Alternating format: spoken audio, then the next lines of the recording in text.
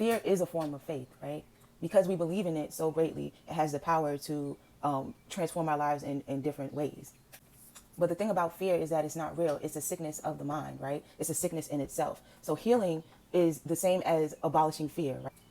So sickness comes from the strength of a false belief that something outside can hurt us, can make the body do something that is outside of its own power, as outside of the power of the mind, you know? But again, we don't understand this because we are not in connection with the power of our mind, right? We are in a state of separation. We are in a state of dissociation from the true self, right? And that's not just, you know, it didn't just happen on its own. This is a choice, right? This is a choice that in this state of separation, because we've been conditioned to be separated. We've been conditioned into our ego, right? The world that we live in has taught us to put our belief, our focus outside of ourselves, right?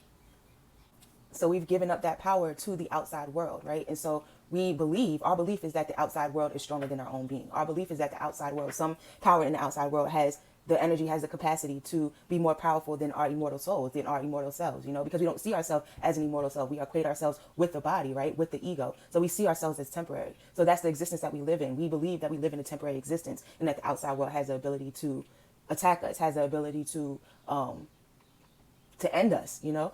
And that's what fear is, right? That's what fear comes out of, our demise. Fear comes out of this false belief that we are something that we are not. And this fear, this strong faith in the unreal, right? It keeps our mind on a limited focus of, you know, this world, of the 3D plane, you know? When the real world is us, when the real world is the immortal, right? How can something that is temporary have power over over an immortal soul, you know, over the creation of God? You know, it doesn't. But our belief that it does makes it so, you know? So when talking about the journey to self, it's more important to understand that fear is a hindrance to the expansion of self. If the natural self is meant to expand and grow exponentially, like the roots of a tree, right? Fear is the hindrance of that. Fear is sickness, right? So fear is not sickness of the body. Fear is sickness of the mind, right? It's a dissociation of the mind where the self cannot see itself, right? And the self does not understand its power. So it's stuck. It's stuck in this state, right? And it's hindering the expansion of the self. And it's not like it's detrimental to the self, right? Because the self is undying. We are in a state of eternity. But it's nothing.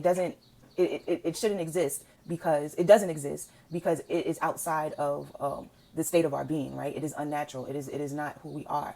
So we're outside of the state of our being, and we're wondering why we're sick. We're wondering why we're uncomfortable. We're wondering why we're in fear. We're scared all the time. We're wondering why we're not living the life we're supposed to live, because we're a part of God's creation. We're supposed to enjoy ourselves. We're supposed to enjoy our lives, right? We're supposed to expand in love, you know. Love is everything that is good, everything that we're searching for, you know, but we can't search for it in a state of fear. So healing is required, you know.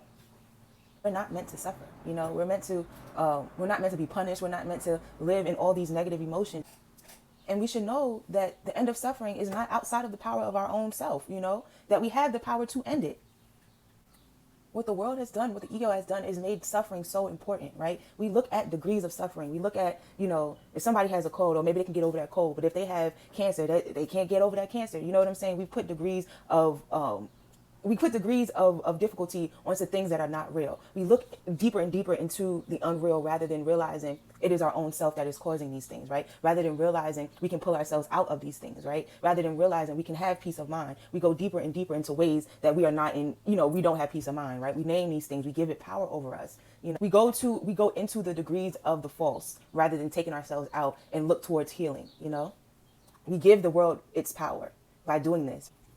No sin or no error is greater than others, right? We can look at sin as error because that's what needs to be healed, right? That's what's keeping us off kilter. So when we change that, when we get back into balance, that's the healing that's being done. But none is greater than the other, because if we say that one false understanding of life, right? Like one sickness or one illness, one problem, one error is greater than the other, then we're giving it that belief. We're giving into the ego again, because we're saying that our cells are equated with the body, right? But since our cells are not equated with the body, nothing has power over us. No degree of sickness, no degree of conflict, nothing has power over who we are. So we have to realize that, and all healing is different ways of letting go of that fear, right? Healing is coming back to love. When we let go of fear, we come back to love, because now your focus is not in something that is unreal. The focus turns towards something that is real, right? And so we begin to create in love. We begin to live in love, and that's at ease, that's harmony, that's peace, that's faith, you know, to live in those states rather than a state of disease, right? Rather than a state of